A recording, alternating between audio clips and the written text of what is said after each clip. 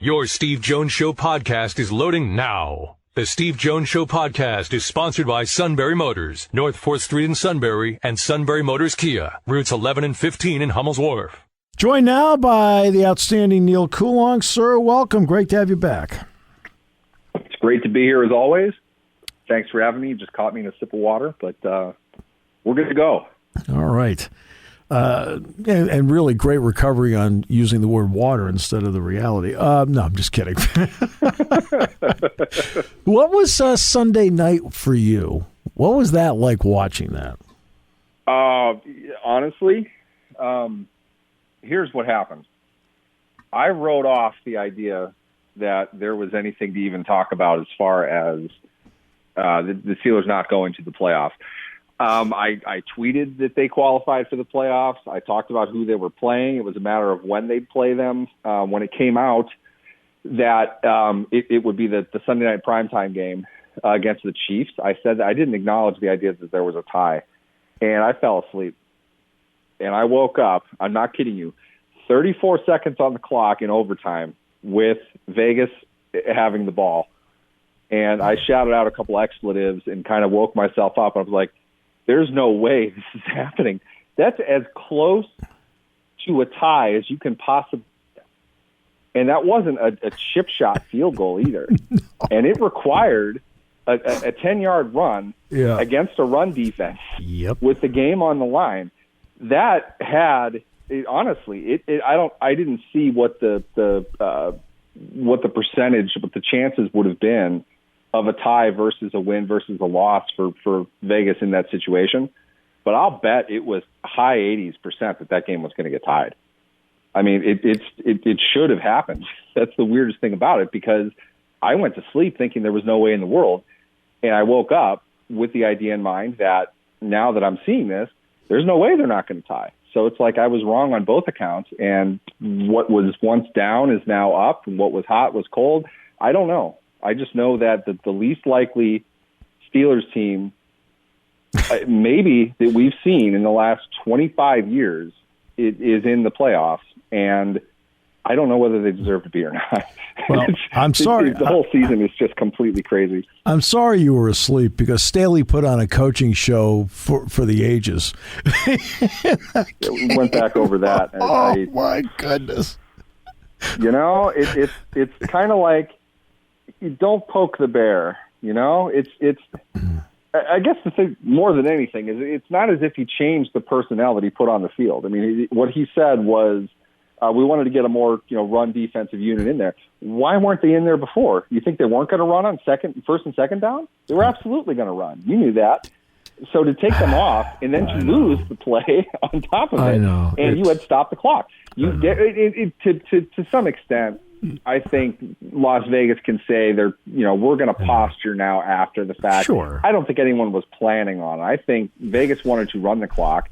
I don't think there's much of a point in Staley either calling timeout or letting or going forward, have a chance to win the game. Or that's coming down to a field goal, or going forward on fourth down at his own 18-yard line. Yeah, it's just sit there. Like, I want to ask you something, Neal.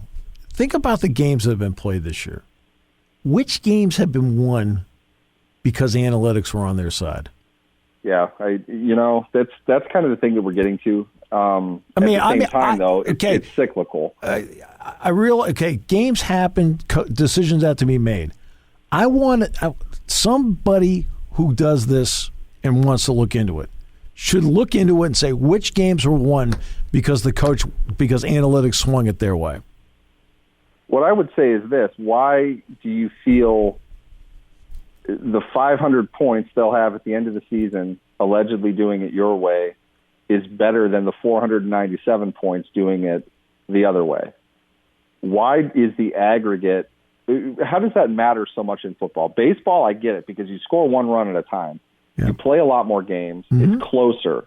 Yep. Football, 36, the Chiefs beat the Steelers last time they played a couple weeks ago, 36-10. Whatever they did in that game that added points from the decisions that they made, that you can say this, will add on 0.3 points over the course of the season, whatever that is. Why do those points matter? They only need 11 of them to win. That's I don't understand how to reconcile the concepts that they come up with to say that this increases your win probability over time if you do this consistently over time. These decisions, the results, the plays though, are not heavily slanted your way. Basically, yes, if you convert every 2-point conversion that you try, you're going to score more points than if you just kick it. Honestly, I thought the reality is you're not going to. I thought he was going to go for 2 in the last one. I thought, might as well go for it now. Fair. And I thought, here's the thing. And then he kicked. Like, really? More than anything, the issue comes down to this. These plays are in a vacuum. They are not applied over the long haul. It doesn't work that way in football. Football is a play-to-play, fluid, dynamic machine, okay? I understand that you have a better chance to win the game if you convert the 2-point conversion. But the 2-point conversion, you have a 53% chance of making it. Mm-hmm. That's what the numbers are doing. The numbers are not telling you to go for it. The numbers are telling you what the probability of you winning the game is based on the results. You still have to line up and play the game. Yep. So if you have, and I'll bring it back to this. I remember talking to you because my boss was in town and I was at his hotel when we did our spot back then in 2016 after the Steelers-Cowboys game when the Steelers went for it 4 or 5 times for a 2-point conversion and they missed all of them. Mm-hmm. And they lost the game by 3 points. Yep. That isn't to say all of those were bad decisions and that they were all linked, because they weren't. They're taken in the moment for what they're worth. But in the aggregate, they lost the game by never kicking an extra point and going for it, going for 2 every time. Right. So if they got it the 10 times prior to that, you might have picked up another win because of that, but now you're 1-1 because of it. So that the situation is pretty much the same. Why don't you just kick it and you can put the pressure on the other team to have to do the mental gymnastics to figure all that out. That's just one perspective. I feel what it comes down to ultimately is matchups, because for me, if I'm in 2016, I've got Ben Roethlisberger on the field, Antonio Brown, Le'Veon Bell. Yep. I've got a great offensive line. I can come up with ways to get 2 yards. Okay. Yep. I'm going to bet on that. I don't care. The analytics are going to say, if you score more points, you should win the game. Obviously, I get that. I have a better than average chance of converting that consistently. That's why I'm going to do it. But that's because of my guys on the field. It has nothing to do with the numbers. Okay, You'd be amazed what talent means. Yeah, that's the part that gets lost in all this. We need to stop acting as if coaches are plugging controllers into a game console and moving everything around. Yeah. That's just not how it works, and I don't understand why people think that it is. You're not playing Madden, okay? The decisions that you're making are not based on whether you can do it or not. It's giving you information based on the results. So John Harbaugh, for example, that's another good one right now, and I've gotten into big arguments with coaches and data people on this. For me, I can understand why he would do that, because I the do rubber too. meets the road. Tyler Huntley is your quarterback. Yep. Do you want to go into overtime in Lambeau against Aaron Rodgers? I agree. Or do you want to end the game right now with Aaron Rodgers not on the field? That's right. I'm probably taking that chance. Right. I agree with you. If I'm against the Steelers, that defense, goal line, red zone, maybe not. I might question that one a little bit more. But the concept is still the same thing. Mm-hmm. Tyler Huntley is your quarterback. Okay? I know that seems wrong considering he's the one that has to make that play, but I'll take Tyler Huntley in 2 yards versus Tyler Huntley needing 80 yards in overtime. That's right. And you don't know why I think that? Because we just saw it in the second game. That's exactly why he went for it. Right. They didn't do anything. Pittsburgh didn't do much. Baltimore didn't do anything. Right. And it's not like that's an accident. I don't care what the numbers say. You know what you have on the field. Baltimore was inexplicably afraid to run the ball after dominating the Steelers in the third quarter of that game. Inexplicably stopped running the ball, and they put a lot of it into their pass game. They have one receiver who I would even want on my team, with the exception of Rashad Bateman. They have one receiver on that team that I would ever throw the ball to, Mark Andrews. Yep. Hollywood Brown had an opportunity to probably seal the game for the Ravens. Didn't. What does he do? He catches it like he's 5'9", 180 pounds. He doesn't shield the roving free safety who's coming at him with a full head of steam. He doesn't protect the ball. Nope. He's a bum. You don't win with guys like that, and that's exactly why. Yeah. Plays like that have to be made. The Ravens don't have any of them. But you do have the ability in 2 yards to come up with something fancy that can misdirect the team for just enough time to be able to get the job done. And they had it, except for Lamar missed the throw. I said Huntley earlier, and I apologize. Right. Lamar missed the throw.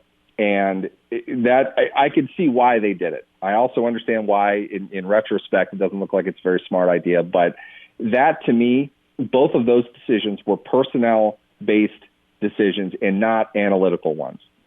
So I think there's a difference. With Staley, who's made no bones of the fact that he's going to go for it more often than not, I could understand why you would do that as well. You've got one of the best quarterbacks in the game. You've got a great inside receiver with great feet and great hands. You have a dynamic running back. There are reasons you should feel confident in getting 2 yards. Yep. Okay, I get that. Not if you're on 18, but for 2 points, yes. Sometimes you kind of have to play the game that's in front of you and not the game that's back on the Excel spreadsheet. And maybe that cost them. I don't know. To be honest with you, they shouldn't have been in that position. The Chargers are better than the Raiders and the Steelers. They really shouldn't be in the position where they had to win or tie to advance the playoffs. They should have been able to do that on their own. Staley's a young coach. I think it's a young team that they're going to get better. I think the Raiders and the Steelers both get bounced in epic fashion this weekend. Right. So it doesn't really matter in the grand scheme. But it's fun now. But the huge problem they have is they lost to Houston. I mean, that's why they were in the position they were in. All right, so the matchup with Kansas City. Ingram, of course, goes over to Kansas City. That allowed Chris Jones to play more inside where he is a force. It seems to have changed the Kansas City defense. Now what problem does that cause for the Steelers offense? What I get in watching Mel Ingram play with the Chiefs is he's doing exactly what he was doing in Pittsburgh. Same argument I'd make. It allows Cam Hayward to kind of stay on one side. It allows a breath for T.J. Watt and or Alex Highsmith, and they had a rotation of 3 of them, including the Defensive Player of the Year.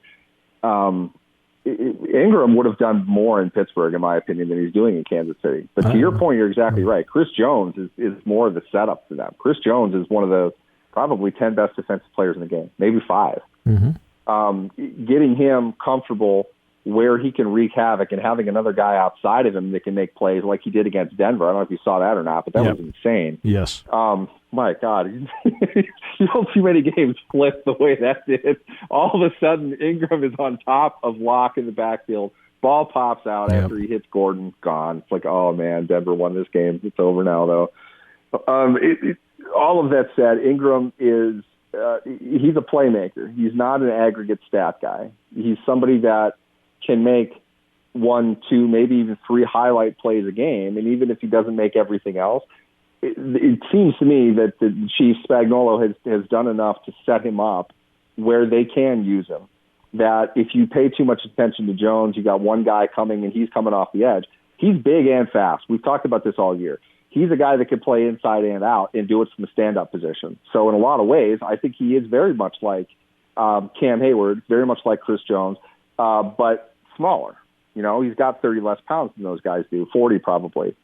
He's got quickness, though, that allows him to be able to maneuver outside. So you can use him in the A-gap. You can put him outside of the edge as well, depending on what you want to do defensively. That allows your stalwart players to be in position to do what they do. And if that's something the defense is focusing on for obvious reasons, you're going to get a good mismatch. And that's what Ingram now brings to them. And the Chiefs, more than anything, weren't getting those plays out of their front 7, and now they are. So for me, more than anything, I just think about what could have been if that situation, kind of worked itself out the way that it really should have, because I'm not sure what Melvin Ingram signed on thinking. They gave you $4 million on a 1-year deal. There's a second-year player that they obviously want to play. They want to get these guys rest, though, and considering the amount of times that Watt was injured and considering the amount of snaps the Steelers gave something called Taco Charlton, something called Derek Tuska, something called, I don't even remember the other guy's name. Ingram would have played plenty.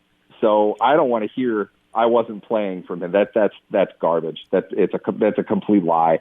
He wanted to get with a winning team that was probably in a better position than Pittsburgh was, or he wanted to set himself up for an extension after the season because he only signed a 1-year deal. He had planned from the beginning to try to get traded if he was not starting, and that's exactly how it ended up working out.